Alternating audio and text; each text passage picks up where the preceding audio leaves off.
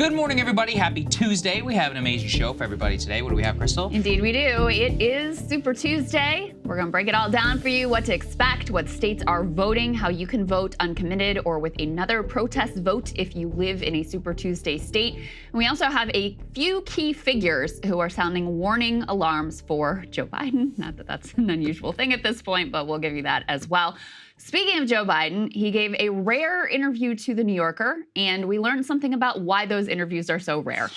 Some There's a lot going on there. Interesting comments that many people took note of, so we will bring that to you. We also are following a really important story. States are starting to fight back against rental companies colluding to raise your rents.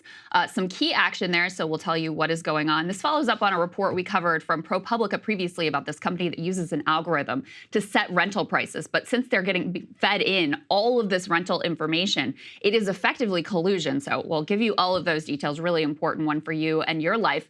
We're also taking a look at reactions, which are pouring in after that SCOTUS ruling we covered yesterday, saying Trump can stay on the ballot, saying that that provision in the Constitution, not that it doesn't necessarily apply, but it has to go through Congress. So we will react to all of that.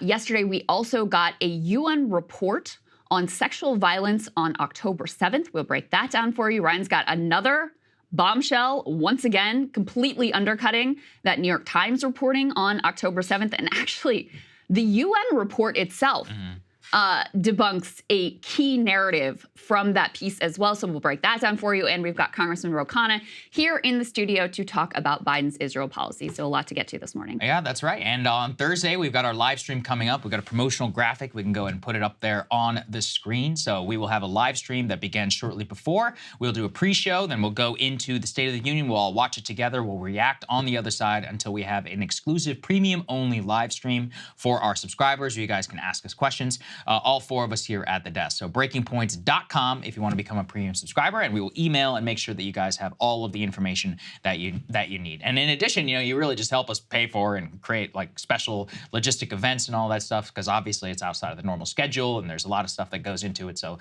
thank you just to everybody that supports our work here. Breakingpoints.com, like I said. I love a good logistic event. It's true. We are actually going to be, the four of us, spending a lot of quality time together this week, because Saagar and I are also going to join Ryan and Emily tomorrow to react to whatever happens tonight on Super Tuesday. So look out for that as well. And speaking of Super Tuesday, let's go ahead and put up on the screen the map of the states that are voting today, including my home state of Virginia. We've got, I believe, 16 states and one territory that are voting today. This one, you can see the number of delegates allocated per state. Obviously, this is all about winning those delegates. The two parties actually have different systems in terms of how they apportion the delegates. The Democratic Party does a lot of like proportional delegation, so that's how uncommitted was able to pick up a couple of delegates in the state of Michigan. One interesting question tonight will be whether or not uncommitted or similar choices on the ballot in some of these states is able to pick up additional delegates to go to the Democratic National Convention. And as you can see, California and Texas, the big delegate-rich prizes on the ballot tonight. Let's go ahead and put this next map up on the screen. We showed you this yesterday, but just to refresh, this is courtesy of Ettinger Mentum, who did all of the work of figuring out which states allow an uncommitted vote, which ones you can write in some sort of protest vote, and those are actually counted. Some of the states you cannot vote uncommitted, but they will count blank ballots. Some states you cannot vote uncommitted. It does have write-ins, but they don't actually count those write-ins unless they're for quote-unquote qualified candidates. So a few of the states that do have that uncommitted option on the ballot that are voting today, you got Minnesota, you got Colorado, you got North Carolina, you got Vermont, you've got a number of states that will be, where voters will be able to very directly register that protest vote. So that is certainly something we will be paying attention to. You know, granted, there's been very little lead time in terms of organizing, but it'll be interesting to see whether some of the momentum coming out of Michigan and the national attention that that movement garnered, and the sense that the Biden administration does feel some pressure from the results from Michigan. that could really impact the way that people turn out tonight, Saagar. And let me just put up this tear sheet, just the basics of Super Tuesday, what to know about Super Tuesday and why it matters. As I said, voters in 16 different states and one territory going to be choosing who they want to run for president. Some states are also choosing who should run for governor or senator for their state, and some district attorneys too. In addition to the presidential contest, there is also an important race in California to replace Dianne Feinstein. California has an unusual primary system. All of the candidates, regardless of party, appear on the same ballot. And then the top two vote getters go on to run in the quote-unquote general election.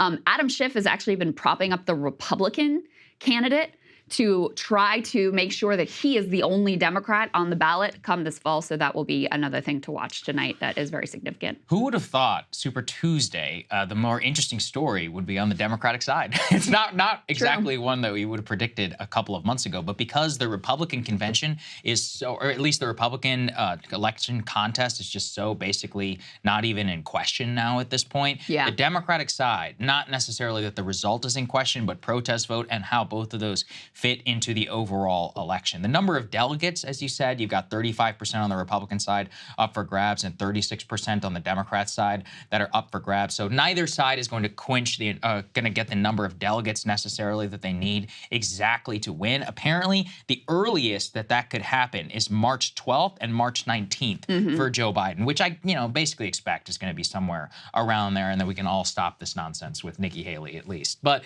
that's really what we're all looking for now. Are voting patterns, the level of victory. It'll be a big question about Trump's electoral margin. Not necessarily that I think it matters as much for the general election, Krystal, but that's a big media thing. They're like, oh, if he's underplaying his polls, and same, vis-a-vis Joe Biden. So we can get real looks into the coalitions of the faithful that do come out for primaries, and just be like, okay, let's start to think about how this is really going to play out in the general election. Yeah, it's more data. Exactly. It's more information. Right. I guess the other thing to watch for tonight is Nikki Haley staying in this race after Super Tuesday? She had originally sort of indicated, she was in it for the long haul. Then after I believe one of the recent contests, maybe Michigan, I don't know, my memory fails me, but she said, she sort of committed through Super Tuesday, but not really beyond that. So I think we're on Nikki Haley dropout watch as well as we go through the Super Tuesday results and see how she fares. I do think it'll be interesting. A lot of these states, there hasn't been a whole lot of primary polling because the result is so certain on both sides of the ledger. But it will be interesting to see if that trend continues of Trump underperforming his polls, which is a very different dynamic than what we used to see from Trump back in 2016 and beyond. So something to watch for. Yeah. Anyway, like I said, more data.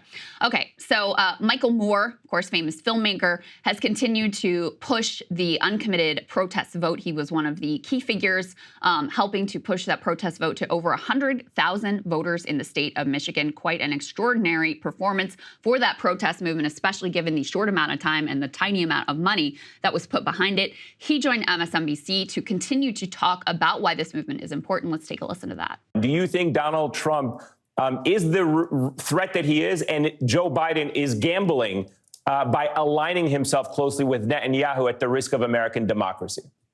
Absolutely. And gambling by aligning himself with an authoritarian in Tel Aviv, somebody who is facing a number of felonious charges, who was supposed to stand trial this past fall, and that all got shoved aside because now there's a war. So one thing that's been interesting here, Saagar, is you have a number of people who are voting uncommitted or its equivalent in whatever state, that they are able to vote in. Some of them are not going to vote for Biden. They're done, right? There's an abandoned Biden movement that started in Michigan, and they're like, listen, he's backing a genocide. It's too far. It's already too late. Forget about it. But the more sort of like liberal argument from people like Michael Moore is we're actually trying to help Joe Biden. We're trying to push him in the right direction because at the moment, he's risking everything. I mean, Michael Moore is 100% voting for Joe Biden in the fall, right? And despises Donald Trump. I think it's very clear. Yeah, he despises Donald Trump. He is going to be voting for Joe Biden in the fall, et cetera. And so their message is, we're trying to push this man in the right direction so he doesn't throw everything away for this psycho right-wing Netanyahu government. And I do think that because they've been able to stitch together both the people who are a little more radicalized and like, forget it, I'm not voting for Joe Biden, and the people who are still like, yeah, but lesser evil and I don't want Trump, et cetera, the fact that they've been able to keep that together and keep that messaging focused for an MSNBC type audience is interesting to me. Definitely. You know, I think back to, you weren't here for this, Ryan and I interviewed the right ceasefire guy in from New Hampshire. I mean, I encourage people to go watch it. This could not be the most cookie cutter, like, Democrat boomer. At the end, he loves Biden, didn't want to vote for anybody else. He literally ended our segment, Krystal, by saying thank you to the Capitol Police for their actions on January 6th. At first, I mean, we honestly thought he was trolling, but I was like, oh no, he's 100% serious. But my point is that, I mean, this is the bespectable sort of lib boomer. Yeah, in a certain way, you have to admire him if you put aside the damage they've done to the country. And you're just like, wow, okay. So, you know, this is certainly not the demographic that people in the media may think are the types who would come against it. I thought it was very illuminating for me personally, just to say, okay, well, that's interesting. Because, as you said, it's probably more Michael Moore line. I mean, part of the reason why it's so remarkable for Michael Moore is, if people remember, he was literally on our show in what was like November of maybe October of 2020, talking about how Bill Barr was going to like personally go and steal ballot boxes to rig the election. I was like, man, this is some crazy shit. But my point just being like, this is a person who actually believes Trump is like a militant fascist who's going to overthrow the government and have a coup d'etat. And if he's willing to mount a campaign against him, yeah, I would certainly take notice of that. Well, here's the thing. Michael Moore is actually being far more consistent with what Democrats claim they believe than the Democrats are themselves. I mean, that's what he's saying. Is like, you say all this rhetoric about how our literal democracy in our country is at stake on the ballot. And you can see the electoral damage. You know the electoral damage, and you continue to persist. Why? Why? And so he and many others, their push is, we are trying to push you in a direction that will perhaps improve your chances against Donald Trump in the fall. At the same time, another voice that, you know, you should always pay attention to when it comes to swing states, especially in the industrial Midwest, is Debbie Dingell, congresswoman, longtime congresswoman. She famously was sounding the alarms prior to 2016 when everybody on the Democratic side was, oh, Hillary's going to win. It's going to be easy. She barely even needs to campaign. This is going to be fine. Donald Trump is a joke. Popping champagne on the plane before the election results even come in, et cetera, et cetera. She was saying, no, there's a real problem here. And she has been consistently prescient in a lot of her predictions. And, you know, she's keeping things pretty diplomatic and mild here, but she's also sounding an alarm, again, about Biden's performance in Michigan and taking note of the significance of that uncommitted vote. Let's take a listen to that. Michigan is a purple state, and I've been saying that for a long time. We are a state that frequently votes uncommitted. President Obama got a significant uncommitted vote in 2012. But it is one issue that needs to be paid attention to. I've got a lot of people that are hurting in my district. So first of all, I'm always the wrong person to talk to about polling, because I told the world, and many of my Republican friends didn't believe me either, that Donald Trump was going to win Michigan and thus won the election in 2016. If you look at the polling now that we're even looking at, there have been 3 national polls that have showed Biden up, President Biden up, or tied with Donald Trump, the numbers and all these different polls in the last, but he's done well. I do believe that President Biden is getting that sense of urgency. That's her take at this point. So listen, we'll see how it all unfolds tonight. If there are any surprise performances, if there are places where, you know, uncommitted or similar protest efforts have a significant result. And just once again, to reiterate how widespread the problem throughout the Democratic base is for Joe Biden.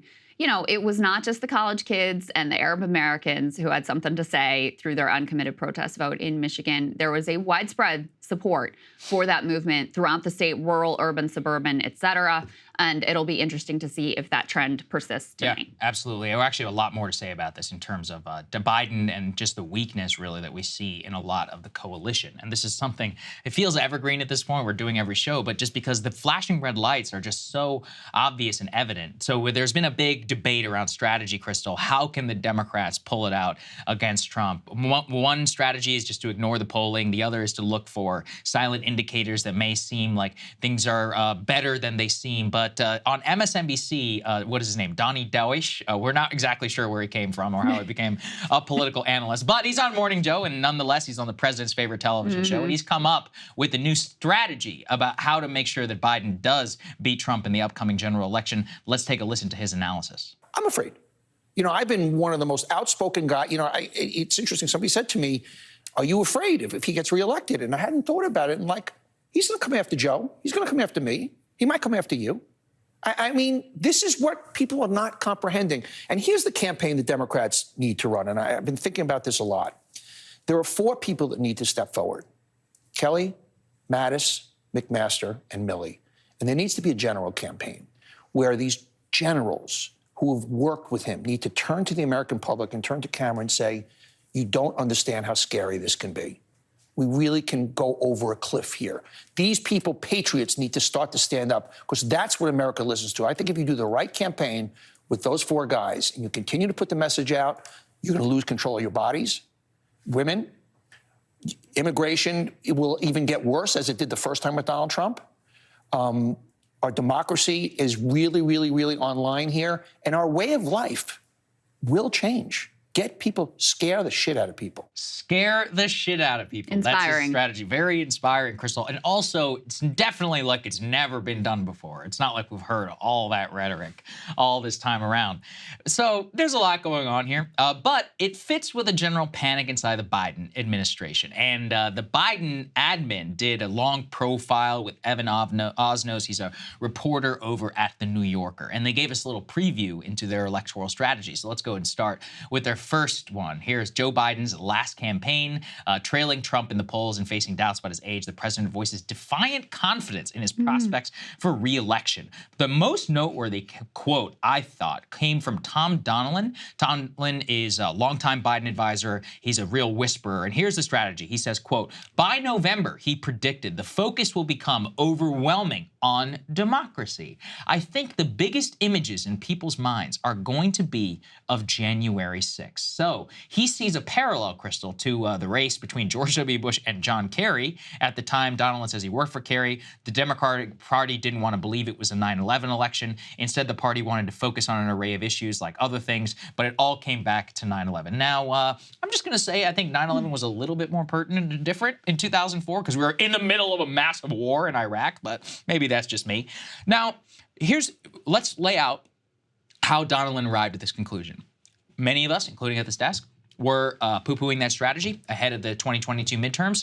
It ended up being tremendously impactful. That said, that was also a combination of abortion. We will never actually know what the real impact of Stop the Steal and abortion was. I still believe that abortion was far more influential than a lot of Stop the Steal, and I would have loved to be able to see an election without abortion on the ballot that was purely about kind of MAGA kookery. Now, I'm not going to say it didn't have any impact, but I think it was relatively marginal as opposed to abortion. That said, are you really going to bank it all on, frankly, what's barely saved you last time from 2022, and 2 more years removed from the date? Why do you possibly think it is as relevant as 9/11 was in 2004, when, as I said, we were still litigating at a very, like a real degree where our troops were dying in the middle of a war and we were still in the, all this morass in Afghanistan? How can you possibly think that those two are still so linked in like the American consciousness when people are going to go to the polls? It's March 5th right now. It feels, a million miles away, January 6th. Now, add several months to that for Election Day. I think it's an incredibly foolhardy strategy. It just seems like there is an unbelievable amount of complacency and arrogance among the Biden people, and that they've drawn these lessons from both his ability to win the primary, the Democratic primary back in 2020, with a lot of assistance from Obama and the media and whatever, but he was able to pull that off against the odds and people had counted him out, et cetera, et cetera. And you combine that with the overperformance in the midterms. I mean, they still didn't win the House, but they did much better than the predictions. They did much better than incumbent presidents usually do in midterm elections. And they've just decided that data doesn't matter, criticism doesn't matter, that they can just stay the course and block everything out and it's going to be just fine. And so, I mean, that's what you see from here. Now, listen, we haven't seen any affirmative. We're on the State of the Union this week. Maybe Biden will lay out some more affirmative, positive-looking vision of what the second term would look like. That's possible. We'll see, but he ain't done it yet. And it's very clear that they're leaning into basically the Donnie Deutsch strategy of let's just scare the shit out of people and hope it works one more time. Maybe it will. I don't know. I mean, Republicans don't do themselves any favors with all of the like wacky shit that they're doing all the time, not just January 6th. And I think from my assessment of the midterms, you can't really pull apart the factors of stop the steal and that sort of kookery and January 6th and abortion and the level of extremism with regard to that issue. It just made the entire party seem like they were fringe wackos. So I think it all sort of plays in together. Maybe that works again, but I don't know how you look at these polls, not just a one-off, not just an outlier, not just an occasional poll, but literally every poll that comes out and not say, you know what, we may be thinking about this wrong. We need to reassess. We need to come up with some ideas of how to actually defeat Trump. And we're going to talk more about the SCOTUS ruling here in a bit, but I also think they need a wake-up call that the legal system is not going to save them. It's not going to come to their rescue.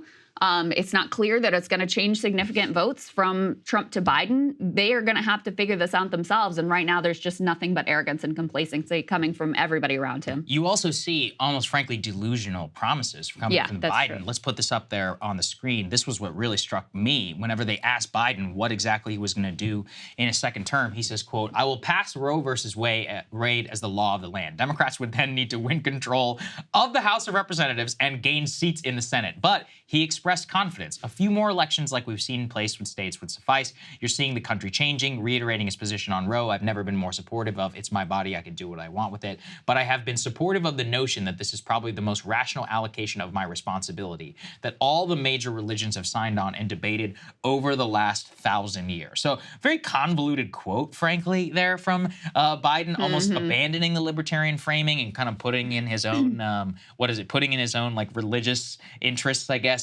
within that. But I mean, at a baseline level, Krystal, you can't say that you're going to pass Roe versus Wade when the last time that Democrats had a filibuster-proof majority and control of the House of Representatives under Barack Obama, who also said that he would do it, they didn't do it. So why would they believe you? Also, as I understand it, maybe I'm wrong, mathematically, in the terms of the Senate math, it's actually impossible for them to get a filibuster-proof majority. He supports the filibuster. Thus, how can you claim that with a straight face? There's not a single Republican in the United States Senate that would sign on to specifically Roe. Now, maybe a 14-week or whatever. Maybe. I'd still doubt it. But my point is like, this is and that's the only promise he's got, and it's a fake one if you know anything about how the political system is structured.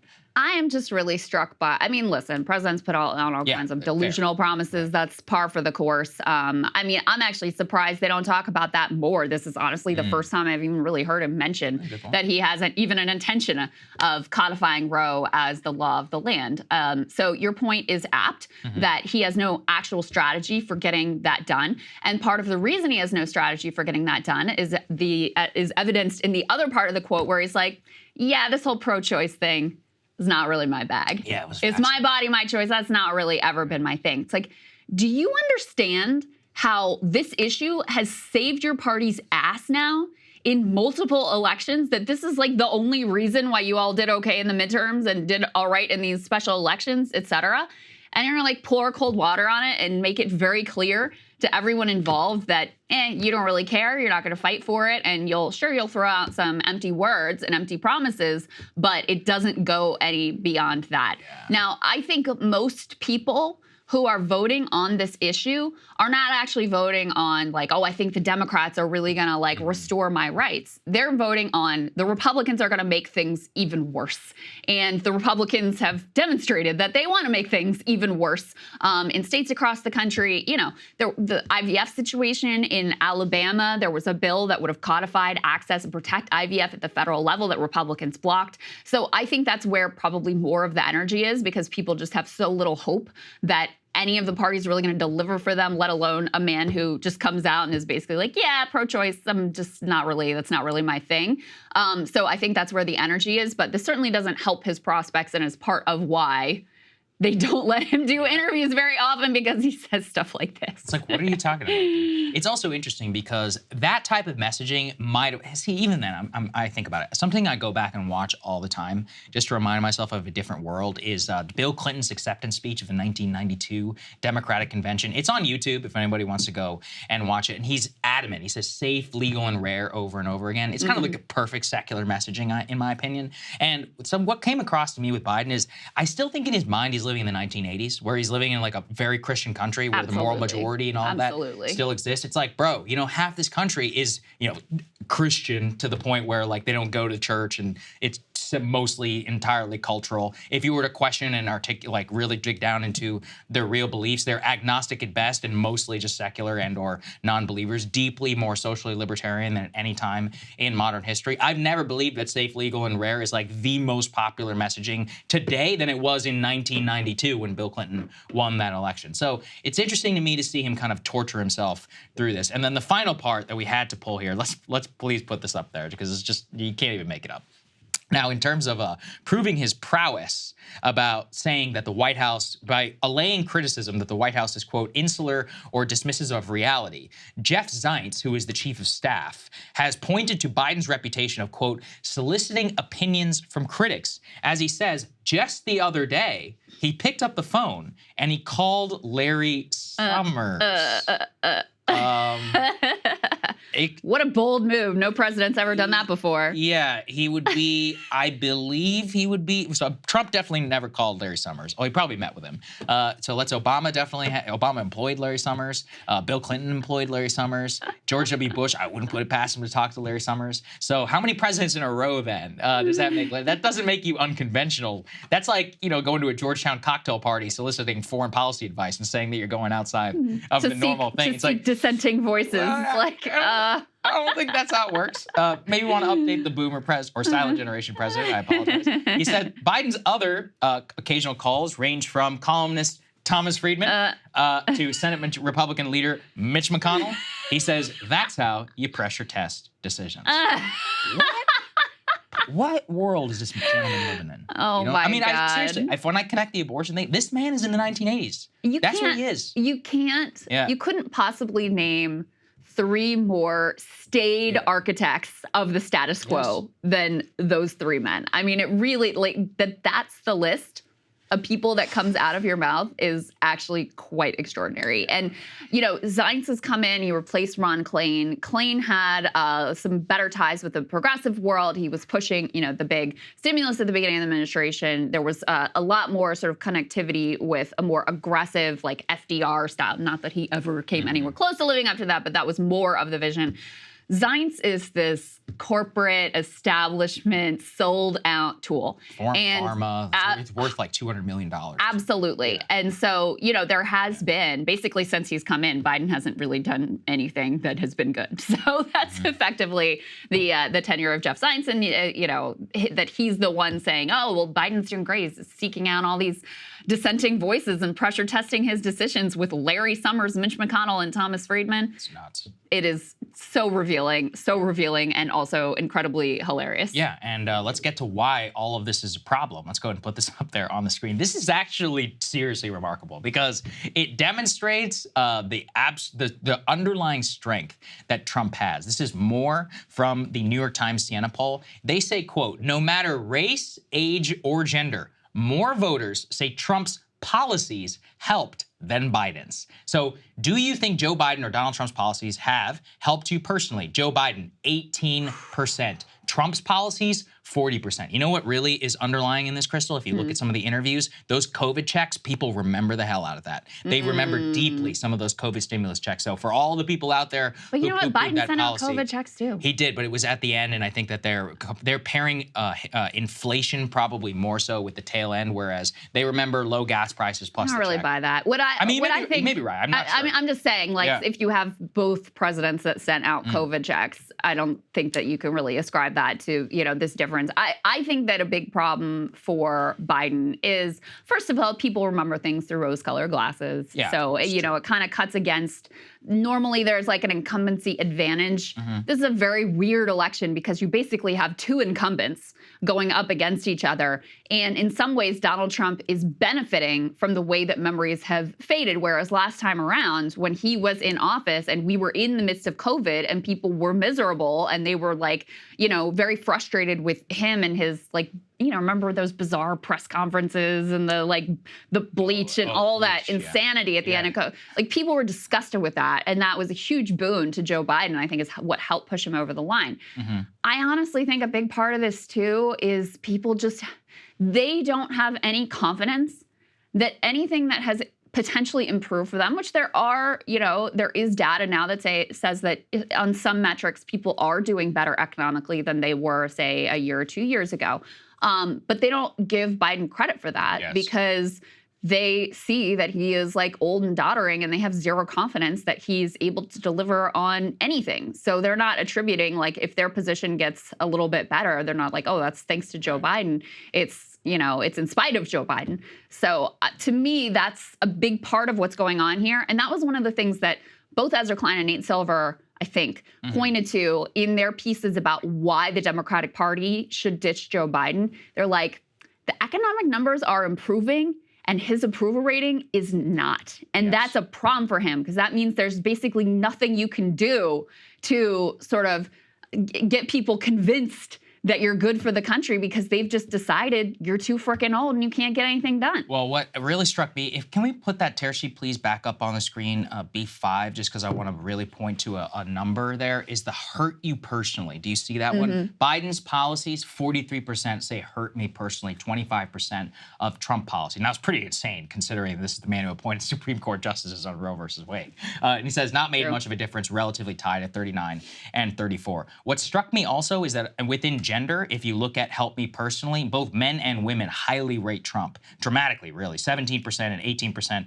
men and women respectively say that Biden policies helped. 41% and 39% say that they did help for men and women. So almost a 20-point spread there in Trump's favor. By ethnicity, it's the same thing. 44% say that Trump helped them, 26% of whites, 26% of blacks, 37% of Hispanics.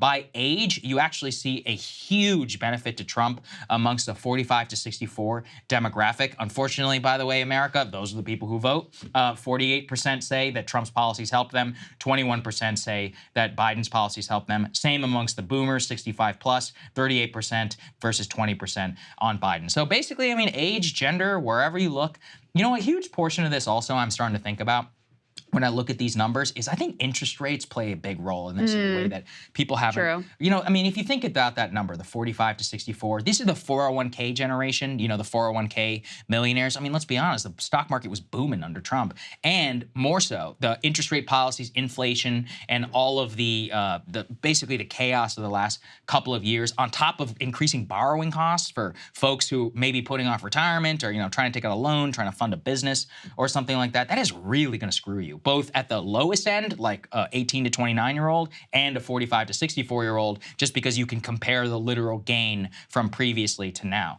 65 plus, I mean, you know, a lot of folks who are retired, they did get a 9% inflation increase in Social Security, which Biden did try to take credit for, if you remember that. He was like, Social Security increased under me. It's like, yeah, because of inflation, dude, not because of anything that you did, but okay, go for it. My point just being that I think interest rates had a massive impact on the psychological way that we thought about the economy, especially for, you know, just anecdotally, friends who are buying houses, you know, the prices remain very, very high. And with the mortgage rates where they are, some 6 to 7%, I mean, you know, don't look at your mortgage balance would be my advice, just because you're going to see how much you're paying in interest versus how much principal that you're really putting down on your house.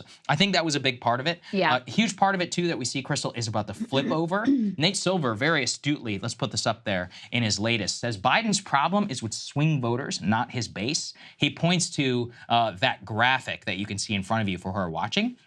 It shows U.S. political party identification, and it actually shows that political party identification for Republicans and Democrats is near all-time lows, both at 27 and 27%. The independent number is actually at 43. Now, what he shows also is that amongst those independent voters, they are shifting hard against Joe Biden. And in fact, one of the crazy things that he pointed out is that some 10% of people who voted for Joe Biden in the 2020 election are now affirmatively saying they are going to vote for Trump. Not that they are undecided. More so, only less than 1% of the people who voted for Trump are saying that they are willing to switch to the other side. So huge swing voter problem there where, you know, if you combine the coalitional issues plus the swing voter issues, Biden is, I mean, he's looking more and more cooked by the day with all the caveats. Yeah, of course. I mean, that was actually Nate Silver's piece kind of irritated me because what you just said is accurate, that he has problems in both of these areas. Like, I don't think you can look at the disgust over the Israel policy and how dramatically opposed not just young people in these few demographic groups, but the overwhelming majority of Joe Biden voters from 2020 disagree with him on Israel. Some so strongly that they are not coming back. Some so strongly that they're willing to go out and vote uncommitted in order to launch this protest. I mean, so strongly that they're terrified of even showing up on a college campus because they know they're going to be met with protest. So I don't think you can look at that and be like, the base is fine, don't worry about the base. It's both. Like, you have a base problem. You need those people who are like core Democratic constituencies to show up for you. You need, you know, the like modern traditional Democratic coalition, which is really reliant on young people. You need those people to be willing to come out and vote for you and not to stay home and not to go vote for Cornel West or Jill Stein. And you also need to win independents.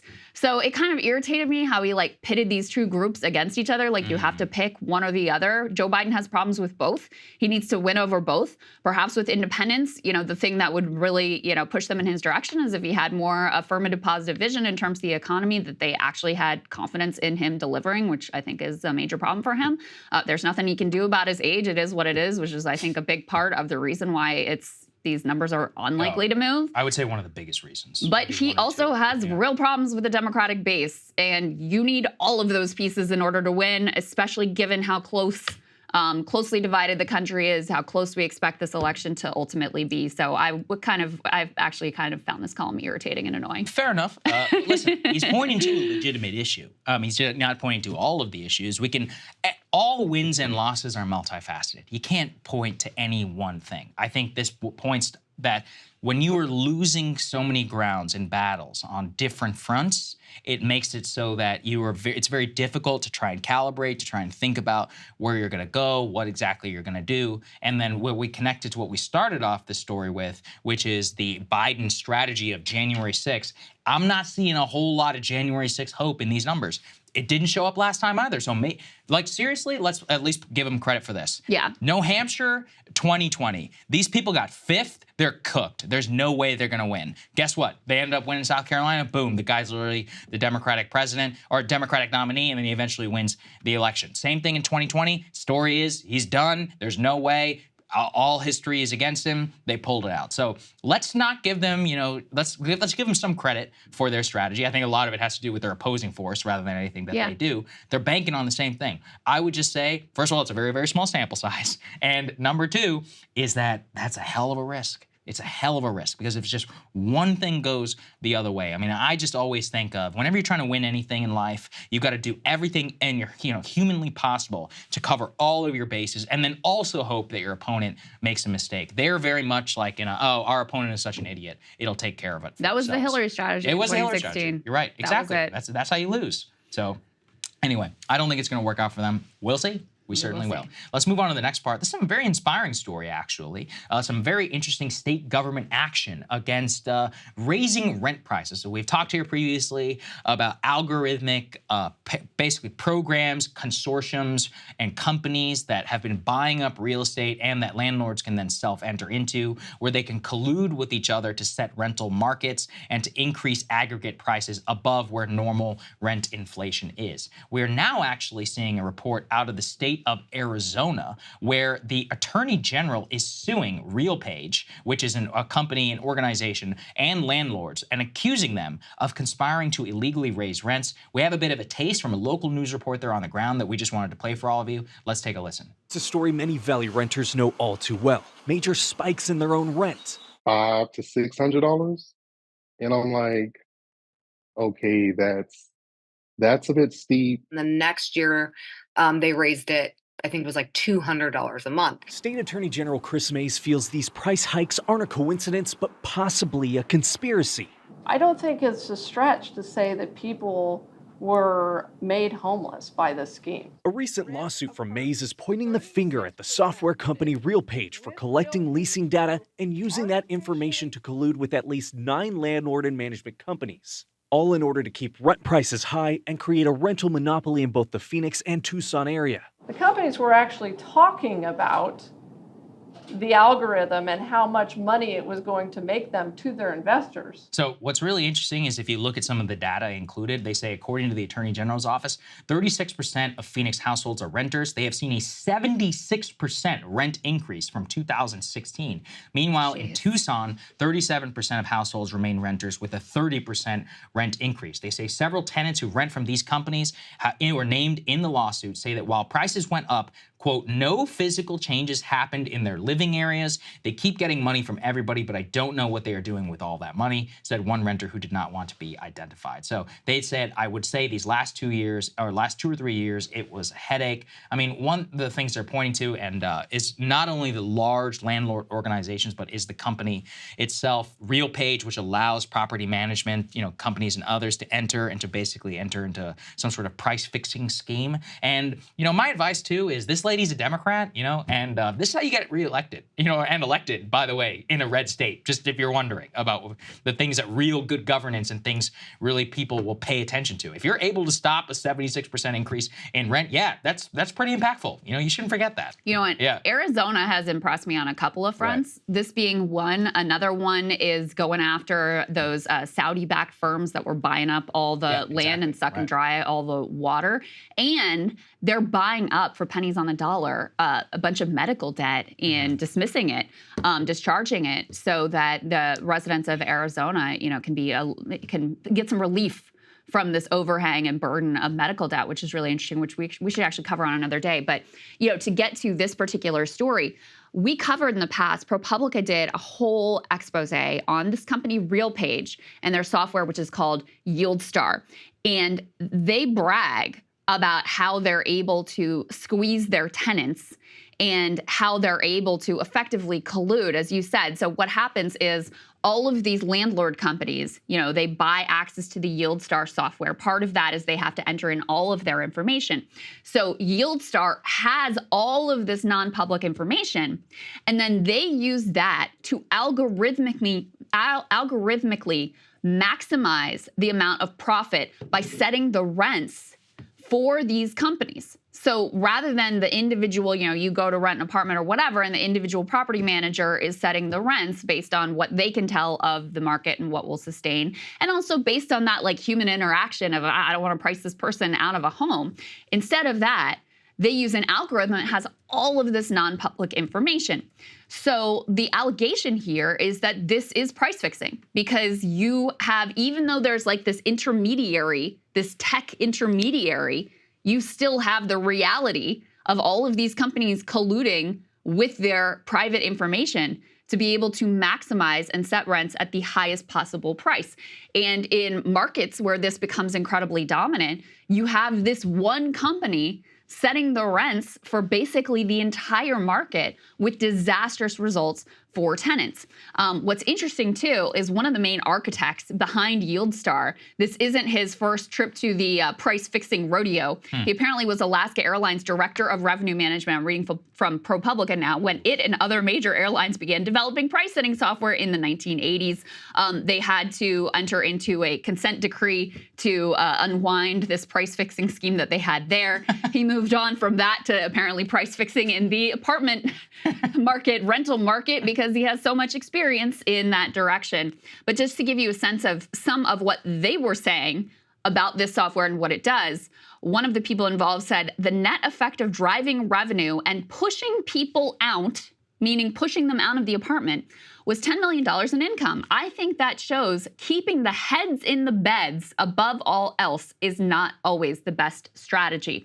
What they're alluding to there is the fact that they found through this algorithm and through their price fixing ability, that it was actually more profitable for a lot of apartment complexes to set prices so high that they actually had some vacancies, that they pushed people out, in this person's words, and didn't keep the heads in the beds, all for maximizing absolute revenue. And they also point to the fact that when it is, a human being who was setting these rents and providing the incentives and the breaks, et cetera, that they find it difficult to, be as cold-hearted as profit maximization would demand. So it's a significant issue. I think they are 100% correct. The DOJ actually weighed in on this, which I found really interesting too. They said, they filed a statement in support of these tenants. They said automating an anti-competitive scheme does not make it less anti-competitive. Specifically, the Fed said that algorithms themselves are not illegal to use, but rather the way it was being used, with competitors knowingly combining their sensitive non-public pricing and supply information in an algorithm that they rely upon in making pricing decisions, with the knowledge and expectation that other competitors will do the same. That signals to me, if the Biden DOJ is paying attention to this, that they may have a bigger problem than just this Arizona tenant suit. Well, I would certainly hope so. There's also some state-by-state legislation. We can put C3, please, up on the screen. The Colorado actually now has a bill that's just been introduced to prevent landlords from using algorithms to set rent. They say that currently, quote, renting an apartment in Metro Denver has become so difficult for the average person that the state lawmakers are now trying to prevent these landlords from using the RealPage, YieldStar, or the Yardi Revenue IQ to fix that market to their disadvantage. The law seeks to broadly define a prohibited algorithmic device that says one or more algorithms to perform calculations of data, and that if a landlord is found to have used this prevented device, it would allow tenants to take civil action. Now, I think one of the things I come back to is with this is that it really does come down to entering that non-public information. Yeah. Because if you think about it, if you go on MLS data or apartments.com, Zillow or whatever, you can see what the rental market around you is. This is about getting it before it actually is rented and is making it less of a guessing game, and then also making sure that nobody can undercut your competition. So it really does enter in the realm of collusion and takes away that, kind of free market aspect of what the rental market kind of should be, which is people kind of guessing and thinking and looking around their local area. One of the strengths that people always talk about with small local landlords is that they're, community members, whatever, is that they're, 1 to 5 properties, something like that. And it's not the resources of a giant corporation, which is what you should be afraid of. But this effectively kind of makes them a lobbying bloc and a price fixing cartel, which is what we should be afraid of in the first place, as to why I oppose corporate, most corporate land ownership in general whenever it comes to rental tenants, because they just try and squeeze every single dollar there is out of you. Yeah, well, and this goes beyond that, even because part of the allegation here is that because you have, especially in certain cities, you have the overwhelming bulk of the market participating in this scheme.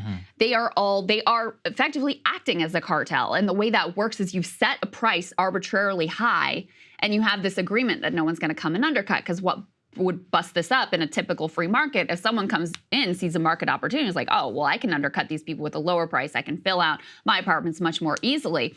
And then that, causes them to have a problem with their own buildings. If you have them all participating in this scheme, then you've got everybody sort of like agreeing to charge these high prices and no one undercutting them and causing a problem for their cartel price fixing algorithmic scheme. That's the allegation here. So it is encouraging to see a little bit of pushback in a few different states. Hopefully this will be a model for the country. And to your point, Saagar, listen, one of the bright spots in the Biden administration has certainly been the focus on antitrust. There have been some really great appointments like Lena Khan, who've been much more aggressive in trying to sort of not reimagine, but actually restore actual antitrust push from the government and break up some of these large monopolies that have so dominated our economy.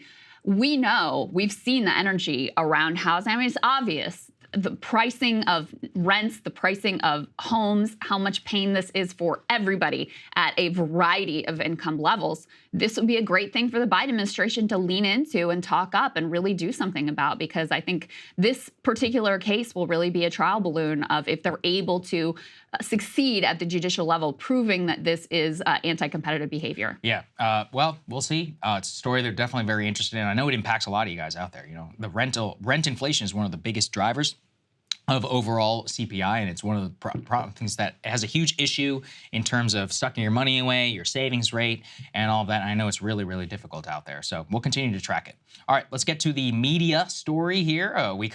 We broke down the news for everybody yesterday about the Supreme Court decision. The TLDR is that the Supreme Court ruled 9-0 unanimously that Colorado wrongly took Donald Trump off of the ballot by claiming that he had violated the 14th Amendment. The split decision was 5-4, where the slim majority of the court ruled that in the future, any process that would lead to the removal of a candidate from a ballot must come from specifically congressional action, as in they had to pass a law as they lay out in the 14th Amendment that lays out the exact candidate, the qualifications, the types, and the rules as to which would govern it. And that currently does not exist as we understand it. So this kind of punts the ball to Congress. The dissent came from all of the liberal justices, where the 3 justices said that they should have narrowly considered the Colorado question and not set a new standard. And then Amy Coney Barrett, as I understand it, didn't join the liberal dissent, but didn't join the majority opinion either. So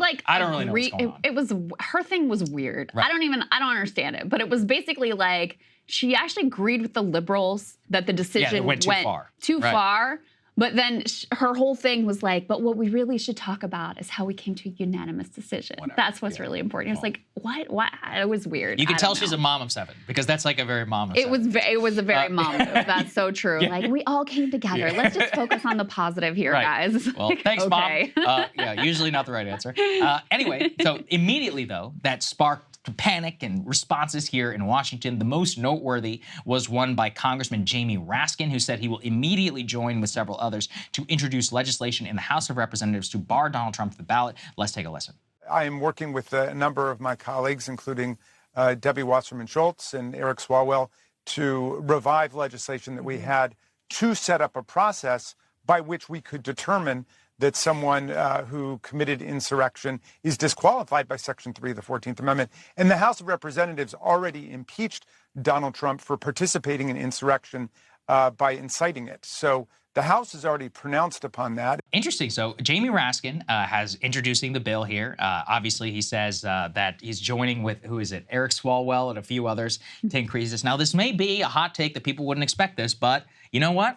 It's through the normal legislative channels. I mean, first of all, it doesn't have a chance in hell, so it doesn't really matter. But hey, it's keeping with the procedure that was laid out by the Supreme Court, so I say go for it. Yeah, I saw a bunch of conservatives freaking out over that. Can you believe this? It's like, they're just literally doing what the Supreme Court told them to do. So I didn't see why there was such a thing about this particular. Yeah. As you said, I mean, listen, we should see this basically as a messaging bill. There's no they don't have control of the House. They don't have a filibuster-proof majority in the Senate. So this is not going anywhere anytime soon. But it was directly responsive to the, I saw it. I said, hey, thank you, Jamie Raskin. You know why? You're following what the court told you to do. Go for it. That's the democratic process. You can introduce it in the House. You guys can debate it. They can bring it to the floor if you want. You can send it over to the Senate. Krystal, am I wrong? I'm sure Mike Johnson will get right on that. Krystal, am I wrong that you need 2/3 as described by the amendment? That's the only thing I'm confused by. No, because, well, I mean, this gets into the ruling itself, which in my opinion was kind of bullshit, especially this aspect of it. Okay. Because, so they based this, this reading that, this has to go through Congress and that's the process. They based it on the last line in the amendment, Section 3 of the 14th Amendment, where it says Congress may, by a vote of 2/3 of each House, remove such a disability. The amendment doesn't say anything about Congress being the body that has to affirm the disability. They just made that up because, I mean, that's how the court system works. It's not surprising to me. It was exactly what I thought that they would do because they're cowards and they didn't want to be the ones responsible for upending the election, whatever. And they also wanted to sort of just settle this question and push it off. And so they've made it so that even in a scenario where someone, Donald Trump or someone else, was actually found guilty of insurrection through a jury of their peers through the criminal justice system, that doesn't count so long as they have enough of a political majority to block this sort of legislation. So no, 2/3 isn't prescribed. 2/3 only has to do with removing the ban. There's literally nothing in the amendment about affirming the ban, which is, part of why this went through the court system. I'm not a legal scholar. I'm not a Federal Society any person, so I can only speak to the politics, but I support this decision 100%. And I'll tell you why, which is that was my laptop charger. Sorry. Okay. I will say they've resolved the question for all time, and I'm happy about that because enough of this nonsense. Like we can't have competing decision of insurrection and what is it and is it not. I mean, it's a genuine democratic question, as happened after the Civil War. If you go back to our original debate on the subject, after the Civil War, if you serve for the Confederate States of America, you cannot serve in government unless you are removed by the unless that disability is removed, as it was in 1876, according to the history I have here in front of me, that you can no longer serve. Great. It's simple. Did you serve in the Confederate States Army? Did you fight and take up rebellion against the government? Here, I mean, it's not really clear. We don't have a real congressional legal standard. So what is an insurrection? What is it? Is it a riot? Is it an insurrection? Is it a coup d'etat? They're trying to overthrow the government. These are like genuine democratic questions that need to be resolved through the democratic process, either by voting or through Congress. Now, is Congress, broken and inefficient? Yeah, but it was in 1872 too. It has been for 200 some years. So for me, I'm happy because I'm sick of all of this like fake interpretation of the 14th Amendment or whatever. Nobody knows. It's like none of us are lawyers or others. The court, I think correctly, kicked it to Congress and said, you guys figure it out. What is insurrection? What's not insurrection? And if you can't figure it out, then we're going to err on the side of democracy, which is what it is. I mean, come on, these courts, what some freaking DC appellate court is going to set the standard for president of the United States? That's nuts. That's just as nuts as the Texas Fifth Circuit that made that crazy ruling. What am I thinking about? The abortion pill, mifepristone, something like that. So whatever. All right, people can look it up. The Texas abortion judge who can just say, oh, this one abortion pill is outlawed. That's bullshit. You can't have national policy that's like that. So anyway, for me, you can't allow the legal system to weigh in on such a highly important democratic question of who can run for president of the United States. I will remind you that states have the power, and that was affirmed in this decision, to decide who's eligible for the ballot based on all of the other constitutional requirements. So I don't really see how this is different. But I mean, listen, like I said, this is not a legal decision. It's a political decision. It's a political decision. Yeah, I support because the decision of like, oh, we're going to come up with this process. They try to ground it because they have their bullshit originalist like cloak that they put on whenever it's convenient for them, and then they immediately take it off when it's not convenient for them. So they try to ground it in this last line of the amendment, which says nothing. The amendment says nothing about the process by which you determine whether someone engaged in insurrection or not. They don't say that. They just talk about, okay, well, if someone is found to have engaged in insurrection, is removed from the ballot, here's how you can override that through 2/3 vote in Congress. So they try to use that to say, oh, well, that must mean that they meant that Congress is in charge of the whole thing. Well, it doesn't say that. So, I mean, it's completely invented. Let's just be clear about that. This is the way they wanted to resolve it. They wanted to resolve the question. They did not want to have, the idea of someone being kicked off the ballot and like really resting on them. And I'm talking about the conservatives and the liberals now at this point. They didn't want that in their hands. They're fundamentally basically cowards. They always look for like the least sort of bombshell thing they can do outside of the abortion decision, but that was a long time coming and sort of a different deal, et cetera, et cetera.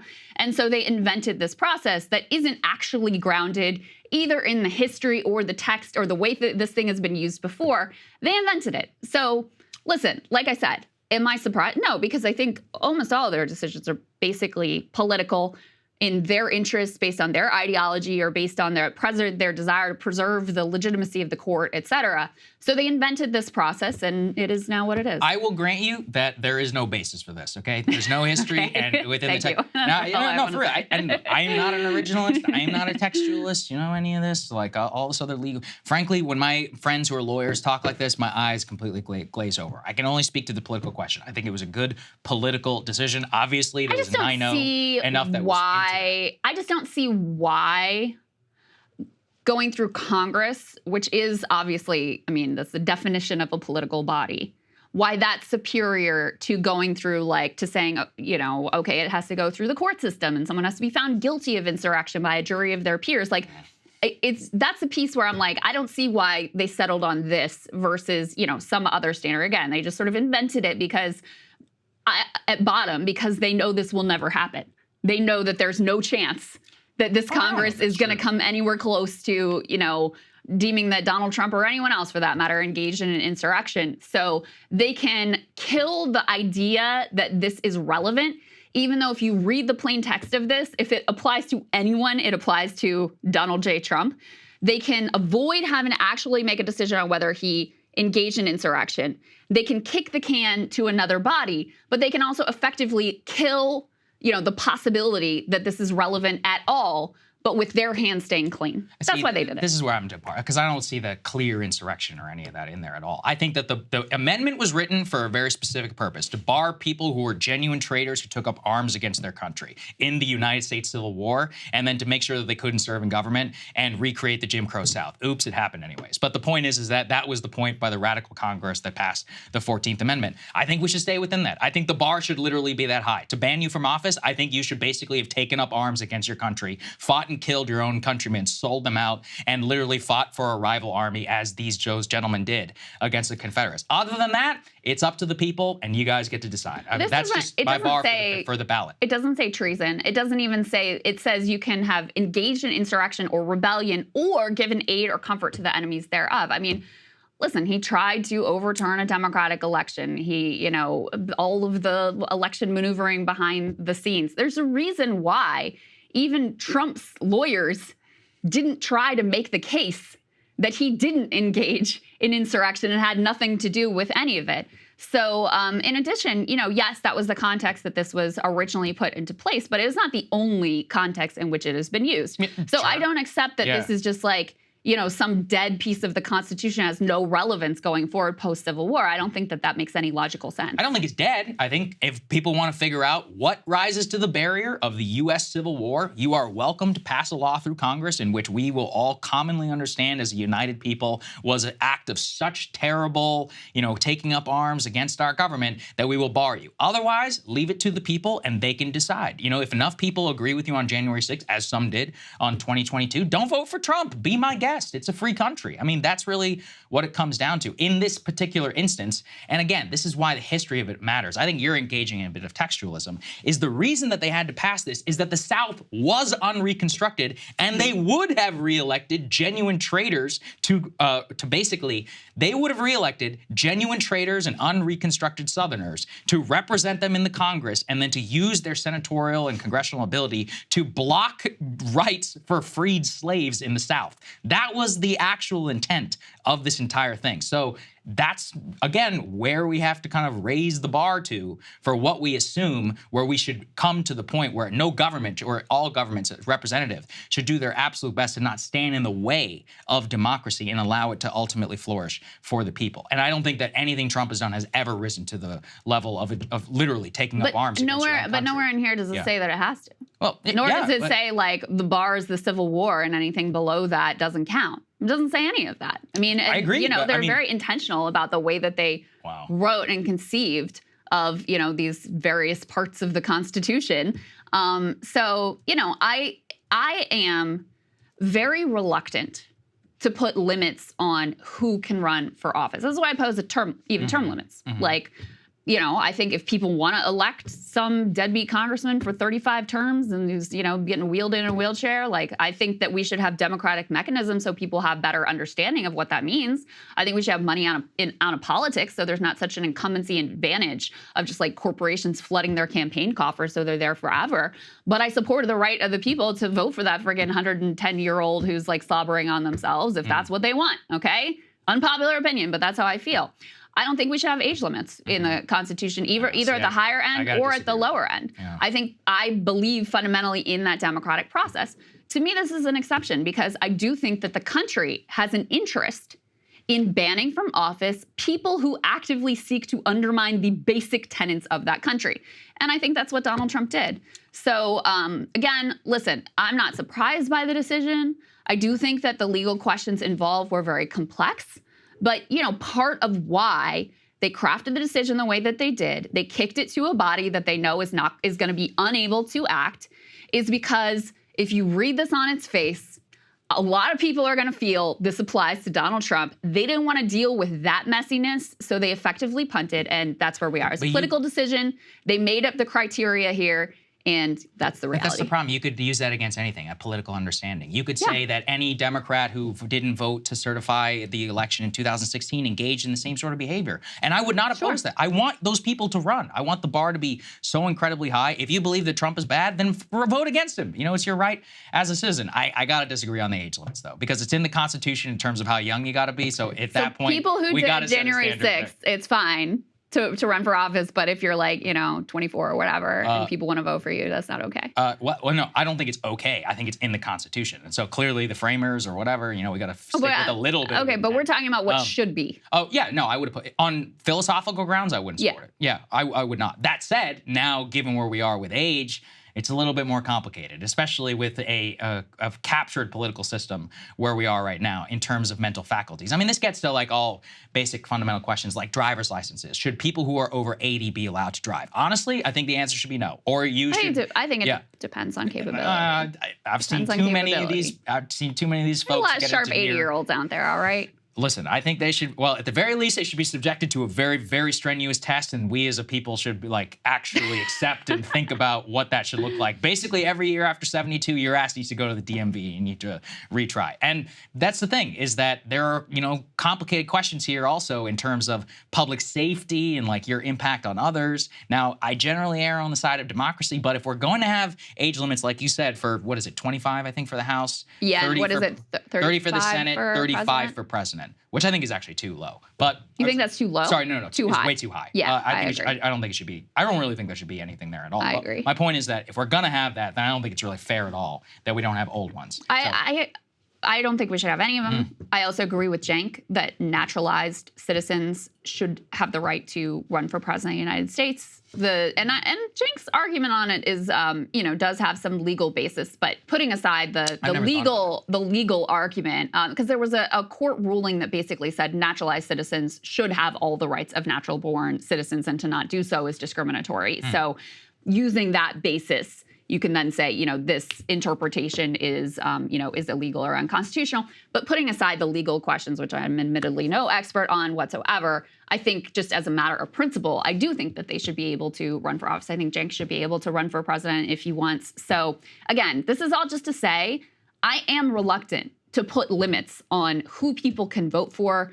And limiting their democratic choices, I think, is a big problem. Is part of why I have an issue with the two-party system and the fact that our choices are so constrained. Is why I have an issue with money in politics, the way that constrains choices, et cetera. But in this instance, I do think that the state really does have an interest in keeping people from high office who actively subvert the basic principles of the country, which is why I support this. But obviously. See, we are where we are. We're not even in disagreement. We're only disagreement on the standard and through which the mechanism is something that should be on. Okay, debates aside, there's still been quite a bit of a liberal media meltdown that we've seen. The View, of course, can always be promised to have a good reaction. Let's take a listen. Welcome back. The thing that bothers me about this, and I know it's probably the right decision, but I don't like that we've normalized this man. Yeah. It has really irritated the poo out of me. Yeah. That we have normalized him and his bad behavior. I get that the law says, listen, it would be really rough and it should be the Congress that makes these decisions. And yet that's not how we've been acting. We keep saying states' laws, we keep giving people the right to make these changes, and then they make a change and they say, well, we don't want this, and everybody says, well, no, of course we shouldn't want this. But the problem is, why have we normalized it? Look, if Joe Biden had one count against him, not 91, he could not be the Democratic presidential candidate. If Joe Biden had committed sexual assault and we had heard him, he could not be running for president. If Joe Biden had been found liable for sexual assault to the tune of $83 million, he could not be running for president. If Joe Biden had been found liable for $500,000 for fraud, he could not be the Democratic candidate for president. You can't. You can always count on these ladies. Krystal and I were talking while that clip was playing, and we're like, do we know what is Whoopi trying to say? I don't really totally understand the point she's making there. totally indecipherable to me. I do love her outfit, though. It's very like California vineyard energy. Yeah. That irritates the poo out of me. It's just too good. Yeah, I don't know what else to say. It is funny to me to see the way that these ladies react. And there was also, Krystal, I don't know if you saw this, there should genuinely be a little bit of a scandal happening from a legal perspective. The number of people who are quote unquote respected legal scholars who predicted 9-0 in the opposite direction, or who said that the case was very good, people like David French or some of the guys in the Atlantic Federalist Society and others, is kind of astounding, actually, because even the court went against them. I didn't really see people predicting the Supreme Court would actually uphold it. Oh, I saw several. Very possible. Right. I didn't see that, but what I saw more is people basically making the case that they should uphold it. No, which that's is different. I agree with you. Right, 100%. versus a prediction of what's actually going to happen. I mean, that's my position. I think they should have upheld it, but I was under no illusion whatsoever that would happen. But you know, what I take, so first of all, let me comment on the specifics of their comments. It's interesting, Whoopi says, listen, that's probably the right decision. Then she goes on to make some point about the states and the Congress that I didn't really get. But, and then you had Anna Navarro make a point, which is partially accurate, that I do think it's true. Trump gets away with things that literally no other politician, including Joe Biden, would. Absolutely. I mean, she is right that, listen, Joe Biden has faced his own credible allegations of sexual assault that should have been taken a lot more seriously at the time, and should continue to be taken a lot more seriously. But if he was actually found liable for sexual assault, even in a civil case, that would be a huge deal. We would never hear the end of it. It probably would be a deal breaker for him and most other politicians. I mean, you kind of see this right now with Robert Menendez and these corruption charges, which look very real. And by the way, you know, one of the guys who's accused of basically bribing him has already pled guilty, so the writing's on the wall there. But you know, he wasn't able to survive that, not even close. Even after being this New Jersey fixture for so long, he immediately plummeted to like 3% in the polls once these details emerged. So it is just true that Trump, for whatever reason, you know, his charisma, his big personality, his showmanship, whatever it is, he gets away with stuff that other politicians don't. And it's not just Trump. I mean, you know, Bill Clinton, it's the same thing. Like, he had this political talent that enabled him to get away with things that other politicians wouldn't be able to get away with. And Joe Biden does not have that political skill, especially not at this point in his life. So what I sensed in this clip and in the next one we're going to show is a healthy beginning of acceptance that the legal system is not going to save the Democrats. Yes. And I actually think like that needs to be the assumption. There's been a lot of wish casting around these polls that show, oh, well, you know, if he's found guilty of this or if he's found guilty of that, then this many voters would flip to Joe Biden. They've really been betting on that. But between this SCOTUS ruling and the pushback of the January 6th trial because of the Supreme Court deciding they're going to take up these immunity claims, the Georgia case getting pushed back, the Florida case getting pushed back by the judge there, there's beginning to creep in an awareness and an understanding that they're going to have to win this election on their own terms. The legal system is not going to save them. Yeah, Trump really is like the Übermensch, like the Nietzschean Übermensch, like who's immune to the laws of God and of man. And I mean, look, you could take that whichever way you want. Yeah. It's been deciphered ever since Nietzsche wrote about it. But my point, I think that the point that you're making about the legal system is one that is beginning to really, to hit home as well. We actually saw some of this on CNN with Larry Sabato, the pollster. Let's take a listen to what he said. Ginning up this insurrectionist-like rhetoric. Of course he does. He'll never change because it's worked for him, and it may work again. You know, in the end, Jim, you can't save a people from themselves. If they're determined to reelect him after he organized that insurrection, arguably our first coup d'etat, then there's nothing to stop the people from doing that. Now, in particular, the legal system may intervene, but I doubt it. He's certainly going to be on the ballot. He's certainly going to be the Republican nominee. We'll know that for sure tomorrow if we don't already know it. And that's the way it is. There you go, Krystal. That's where I think that is exactly the way that a lot of people are internalizing it. Because I do think there has been quite a bit of cope and false hope and other things where people genuinely did believe that the legal system was going to save them. Keith Olbermann apparently being one of them. Let's put this up there just because it's funny. Can't help but take a look at what Keith has to say. He says, the Supreme Court has betrayed democracy. Its members, including Jackson, Kagan, and Sotomayor, have proved themselves inept at reading comprehension. Collectively, the court, in quotes, has shown itself to be corrupt and illegitimate. It must be dissolved. It's funny because there are two sides of the coin here. I think that the Larry Sabato one is the realm of what you continue to highlight, is this is it now. You're playing in the system. You have to beat him. You actually have to try. And all the side plots in the world, they're not going to save you in a way that I think many people have come to believe actually the courts or any of these other systems would do the job for them as opposed to the campaign that now must be undertaken. Yeah, well, especially, listen, I think Biden world continues to be extremely delusional that just, you know, running against Trump is going to be enough for them to secure victory, so let's put that aside. But the sort of like liberal commentariat right now is, because they've experienced a few blows in a row, are, I think, starting to grapple with that fact. Now, that may not be a permanent state of affairs because we do have that New York criminal trial. The sort of stepchild charge is beginning here. No offense to stepchildren, by the way. I'm going to get it like canceled for that. How does that? You're not supposed to say that anymore. Anyway, if you ever want to enter the Mamala debate about Kamala, whatever. This is a whole other. Well, I saw there was a whole piece in the New York Times about the toxic nature of the boy mom phenomenon. So that's another. A bunch of moms like get really into being quote unquote boy moms. And this one mom apparently who has a boy and a girl posted something that seemed to indicate that she was more into her son than in her daughter. It sparked this whole mom war situation. Good. Actually, I support that mom war. Anyway. Moms, get off social media.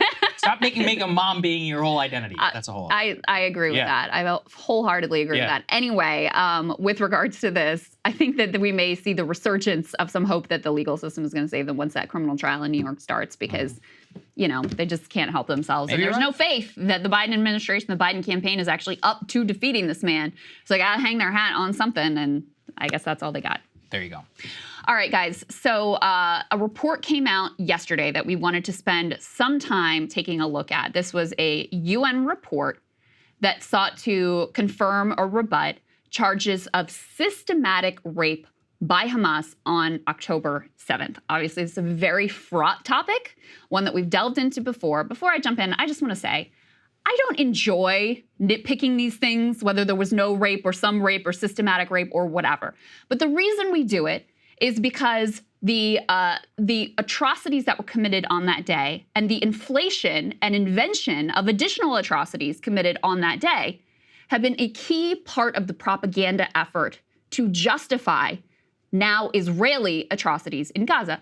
Now, let me also say, even if all of the beheaded babies and all of the things that were spread were actually true, it still wouldn't justify atrocities in response. But that's the reason why it's important to dig into these things. So in any case, I want to start by setting the context of what this report actually is and what it's not. This is the words of the woman, Pamela Patton, the Secretary General's Special Representative on Sexual Violence and Conflict. She was in charge of putting together this report. This is how she framed what this report actually is. Let's put this up on the screen. She said her trip into Israel to investigate these claims was not intended to be investigative. Other UN agencies have that mandate, she said, but to, quote, give voices to victims and survivors and find ways to offer them support, including justice and accountability. So she says this wasn't intended to be investigative. There are other bodies that have that mandate. In fact, in part of the report, she calls on Israel to allow those bodies to conduct a full investigation, which they have not done. She also called on them to allow a full investigation into allegations of sexual violence directed from Israelis towards Palestinians. Of course, Israel said no to that as well. So in any case, that's to set the stage for what this report actually is and what it is not. In addition, let's go ahead and put the next piece up on the screen. The report contains a boatload of caveats as to the limits of what they were able to ascertain and how much evidence, quote unquote, they were able to gather. So I'm going to read from the report. Bear with me, guys. I want to read from the text so that no one can, so it's not being taken out of context and we can't be accused of this. But I wanted to give you a sense of some of the context here and some of the caveats that were offered. She writes, the national authorities face numerous challenges in the collection of evidence in pursuit of their investigations of the crimes committed during the October 7th attacks, including challenges of coordination and information sharing between governmental agencies, with very specific challenges related to crimes of sexual violence. These included limited survivor and witness testimony, limited forensic evidence due to the large number of casualties and dispersed crime scenes in a context of persistent hostilities, the loss of potentially valuable evidence due to the interventions of some inadequately trained volunteer first responders, the prioritization of rescue operations and the recovery, identification, and burial of the deceased in accordance with religious practices over the collection of forensic evidence. Further, a significant number of the recovered bodies had suffered destructive burn damage, which made the identification of potential crimes of sexual violence impossible. The mission team also faced specific challenges in gathering and verifying information on the occurrence of conflict-related sexual violence. The main challenge was the limited number of and access to survivors and victims of sexual violence and to survivors and witnesses of the October 7th attacks. While the mission team was able to meet with some released hostages as well as with some survivors and witnesses of the attacks, it did not meet with any survivor or victim of sexual violence from October 7th. So pretty noteworthy here that they are indicating that they were unable to meet with a single actual victim of sexual violence from October 7th. We know from other reporting in the New York Times attempt to report all of this out that they were unable to locate or speak with a single actual victim of October 7th attacks. They talk about the challenges of forensic evidence. There is also no forensic evidence that they were able to use in the production of this report. And so, very limited in terms of the actual data and evidence that they were able to collect. In addition, let's go to the next piece here. So they said, despite concerted efforts encouraging them to come forward, the mission team was made aware of a small number of survivors who are undergoing specialized treatment and still experiencing an overwhelming level of trauma. Further, the internal displacement of several communities from the Gaza periphery to other locations, relocation of survivors, and the deployment of October 7th first responders from military forces to combat hindered access to firsthand information. They go on later in the report to add what is maybe one of the most important lines in the report. So as a result of the aforementioned challenges, which are the ones I just described, along with other ones that they include in the report, must be noted that the information gathered by the mission team was in large part sourced from Israeli national institutions. This is due to the absence of UN entities operating in Israel, lack of cooperation by the State of Israel with relevant UN bodies with an investigative mandate. Nevertheless, the mission team took every step in line with UN methodology to mitigate issues of source reliability before drawing conclusions within the scope of this report.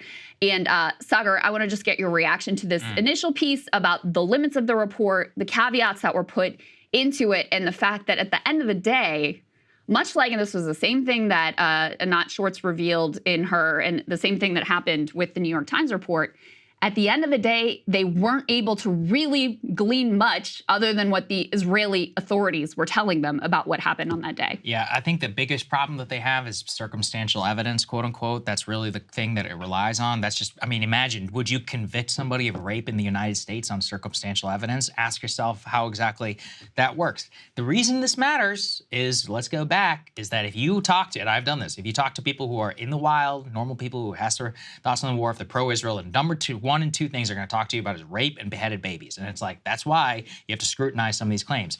Think about it in the Ukrainian context too. If Ghost of Kyiv and Snake Island and all of that is real, then these are valiant warriors who are standing up and able to fight off the Russians. If it's a World War I style attrition thing on Bakhmut, well, maybe that's going to change the way that the average normie American is going to think about the battlefield. So these stories, there's myths, these legends, how all of them, why and when we should litigate and be responsible around around it. That's why it comes down to. So let's just lay that out there. Yes. For all of the, anti-Semitism and all these other ridiculous excuses. I would treat, by the way, if there was a, let's say, I think they have claimed this, mass sexual violence against Palestinians.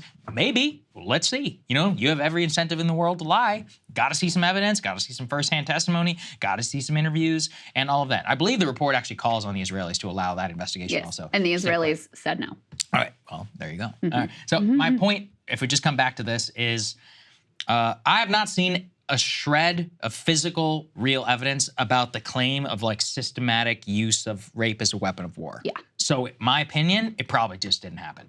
Maybe, we'll see. But based upon all of this, Sheryl Sandberg's involvement and, with the documentary, et cetera, they are trying to will this into existence to justify the emotional, guardrails that people can put up about the way that the war has been conducted. And I think we should call that like we see it. I don't have a particular dog or anything in that fight. I honestly don't even feel particularly passionate, about some of this. But it's like the evidence and everything that we've gone through, the debunking of the New York Times report itself in the UN. Yeah. The reason why all of the attention and all this focuses on this is because it is so emotively powerful, such to justify. And I would just say in general, whenever mass rape is used as a systematic weapon of war, you don't have to, have a report or whatever. You'll know. Because, look, and I pointed to what are the times in history? The sack of Germany by the Soviet army.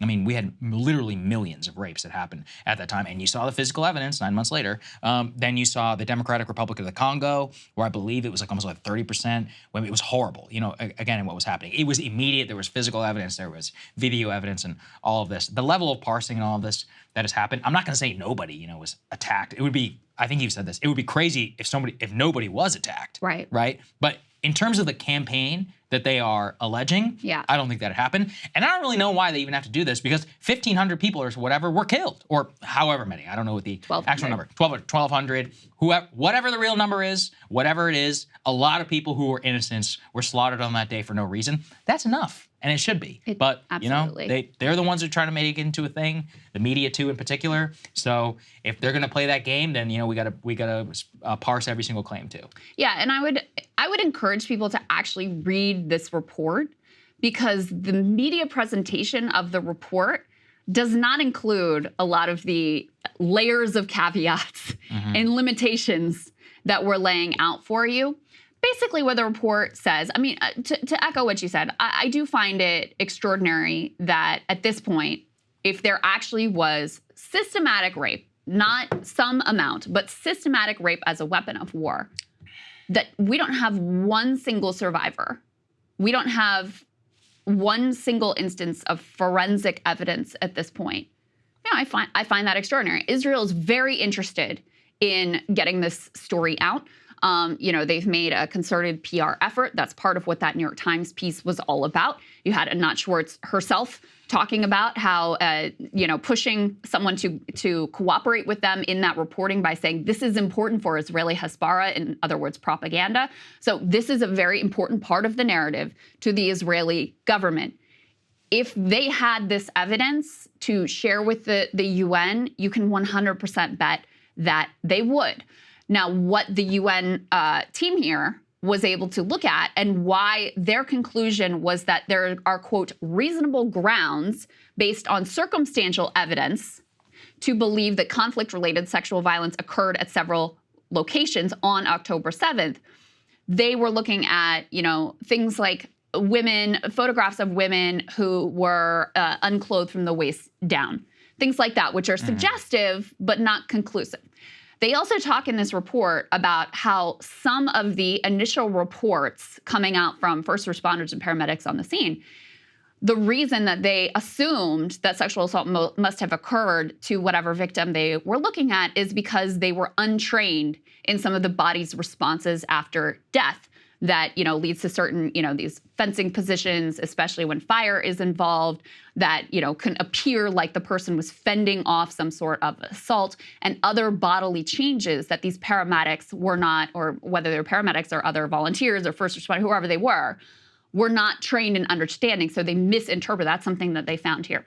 Something I'm going to talk more about in a moment is they actually say that some of the rape allegations widely reported in the media, especially at Kibbutz Be'eri, turned out to be unfounded. put a pin in that because that was one of the instances that the New York Times highlighted in their now undermined and debunked report. So let me go ahead and put up on the screen the next piece, which is a summation of their conclusions. So you can see what they did find and claim and what they did not. And again, they themselves admit this is all predominantly based on official Israeli government sources. So they say, based on the totality of information gathered from multiple and independent sources at different locations, there are reasonable grounds to believe that conflict-related sexual violence occurred at several locations across the Gaza periphery, including the form of rape and gang rape during the October 7, 2023 attacks. Credible circumstantial information, which may be indicative of some forms of sexual violence, including genital mutilation, sexualized torture, or cruel, inhuman, and degrading treatment, was also gathered. They were more definitive with regards to hostages because they were able to speak directly to some of the released hostages. This is a very small portion of the report, but they say with regards to hostages, the mission team found clear and convincing information that some hostages taken to Gaza have been subjected to various forms of conflict-related sexual violence as reasonable grounds to believe such violence may be ongoing. This part is maybe the most significant conclusion or lack of conclusion in the report. It gets zero attention in the media whatsoever. But listen to this carefully. The mission team was unable to establish the prevalence of sexual violence and concludes that the overall magnitude, scope, and specific attribution of these violations require a fully fledged investigation. A comprehensive investigation would enable the information base to be expanded in locations which the mission team was not able to visit and to build the required trust with survivors, victims of conflict-related sexual violence who may be reluctant to come forward at this point. Now, the reason why this is so significant, Saagar, is because this speaks directly to the allegation, not that there were isolated instances of sexual violence, but that this was a systematic weapon of war. And they say they were unable to establish that. They were unable to establish it. So after all of the, the reporters who've been on the ground, all of the Israeli efforts to, create this narrative around systematic use of rape as, sexual violence in conflict on October 7th, this team was not able to establish that. And then the other part of the report that also got no attention from the media whatsoever was that they found that within the occupied Palestinian territory, the mission team received information from institutional and civil society sources, as well as through direct interviews about some forms of sexual violence against Palestinian men and women in detention settings during house raids and at checkpoints. By the way, there's already been UN investigations into that, but Israel has refused to cooperate. Israel rejects, they say, the report's call to investigate Palestinian claims regarding sexual violence by Israeli elements. So that is the sort of bottom line of what we got from this report. Just like I said, I would be very aware of the limits of this report as spelled out in the report itself. I'd be very aware of the fact that this continues to be primarily based on Israeli sources. I'd be aware of the fact that they say that they were unable to speak to a single victim. They had no forensic evidence, and they also were unable to determine that systematic rape happened on that day. And, so I would listen more closely to the report than the media characterization of what this report contains is what also, I would say. Go read it for yourself. It's free. You can literally go and read it anytime you want. Nothing that we're saying here is like cherry picked, as you said. You put a lot of effort into pulling all of the quotes. And if you want to go check the work, be my guest. There's a link right out there. You could Google UN report. You can read the full thing, etc. Because none of the stories that I even read that looked at even close to a job of what you just laid out, it makes sense. It takes a long time. How long was that? Maybe 10 minutes, 15 minutes? That's welcome to nuance and the world that actual war that we have had to cover. Yes, indeed. All right. So let's talk about this specific instance that this report says was unfounded, which is with regards to often repeated media claims of multiple rapes at Kibbutz Be'eri. So this is significant because in the New York Times, now, discredited and very controversial piece, Screams Without Words, which we have been covering here, which Ryan and his team at The Intercept and other reporters in C-Squirrel have been doing a great job breaking down. They talked about 3 specific instances of rape. One was the woman Gal Abdush, the so-called woman in the black dress, We've already talked about how her family immediately came out after the story and said, no, we don't agree. We have actual evidence in the other direction that she wasn't raped. We had no idea that this was what you were even talking to us about, and you need to stop lying. So that one fell apart. The other two were both at this kibbutz Be'eri. So let me put up on the screen what the UN report says about what happened at kibbutz Be'eri as far as they were able to ascertain. The mission team conducted a visit to kibbutz Be'eri and was able to determine that at least 2 allegations of sexual violence widely repeated in the media were unfounded due to either new superseding information or inconsistency in the facts gathered. They go on to say these included a highly publicized allegation of a pregnant woman whose womb had reportedly been ripped open before being killed with her fetus stabbed while still inside her. Other allegations, including of objects intentionally inserted into female genital organs, could not be verified by the mission team due in part to limited and low quality imagery. So they say the often repeated allegations of sexual violence, that the media has been talking about are unfounded. Okay.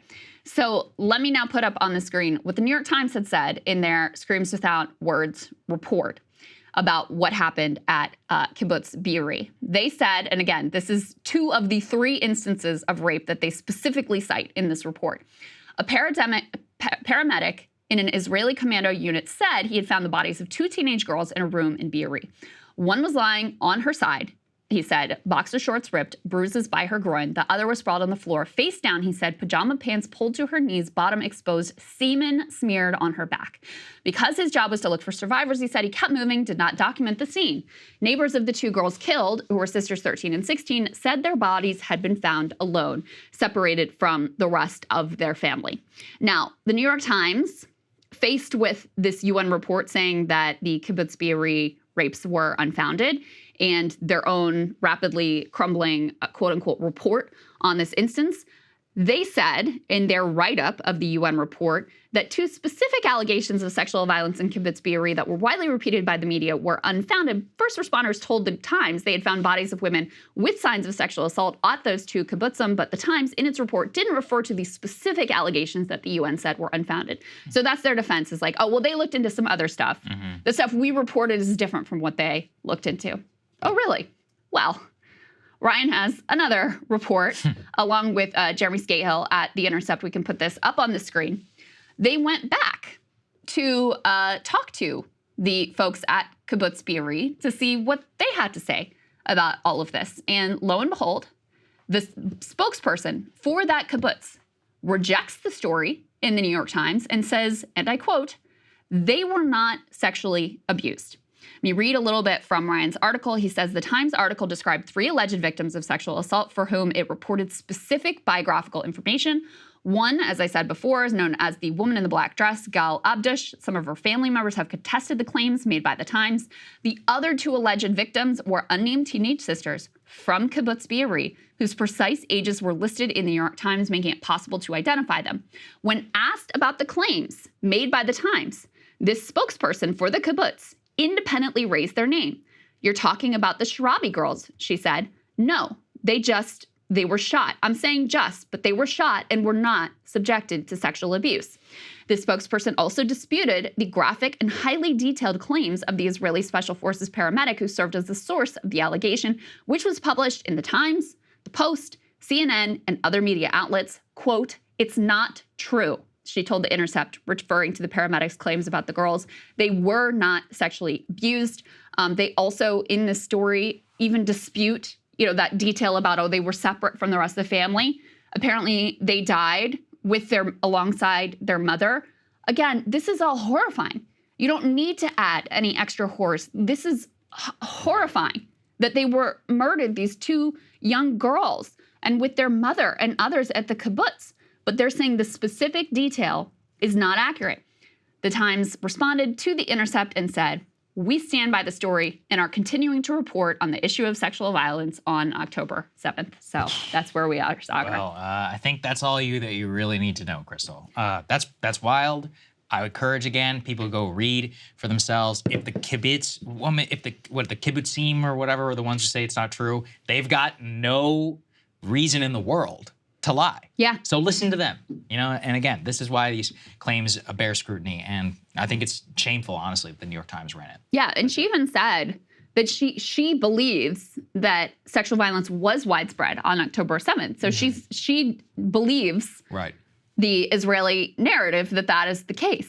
So, she's not some she's bought into the overall picture.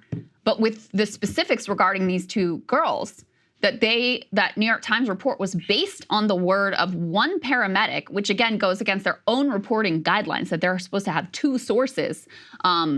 They are sticking to their story, even though the kibbutz itself is saying this did not happen. All of these details are inaccurate. And, there were questions about this story that were raised even before the Times put out their piece. And yet they neglected to provide their readers with the conflicting accounts that had already been published. So, we really are at this point talking about Judith Miller level or caliphate level collapse at the time in terms of this. And that their reaction is not to fix the report, retract the report, which is, I think, at this point, what is really, called for, issue an apology, fire all the people who were involved in putting this thing together, and especially the higher ups who put these two totally green, barely had any experienced reporters on the ground doing the overwhelming bulk of the investigation in Adam Sella and Anat Schwartz. Whoever made that decision, they should be out 100% because that judgment call is just astonishing that they chose to go forward with this, again, in violation of their own basic standards. And you can see, some of the people who work at the Times who actually care about it being a credible institution, part of why they're leaking to Ryan and others is because they're so disgusted and disturbed by the incredible, breach of journalistic duty here and by the undercutting of the Times' reputation.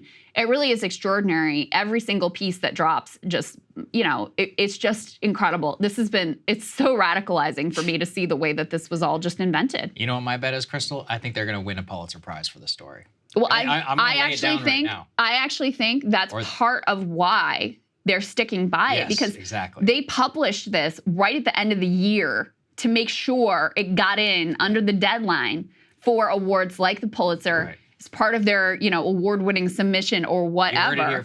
You heard it here first. Folks. And so if they were to retract it, what does it mean for the award they already won for this quote-unquote reporting? What does it mean for that? What does it mean for their Pulitzer prospects, et cetera? So I actually do think that's a part of the reason why they're going so hard in standing by. And that is just such an embarrassment. It's just such a complete embarrassment for them. All right, guys, Congressman's running a little behind schedule, busy man that he is. So I'm going to go ahead and film the interview with him. We'll post it later today, but wanted to get the show out to all of you. Remember, Saagar and I will be joining Emily and Ryan tomorrow for Counterpoint, so we will see you there.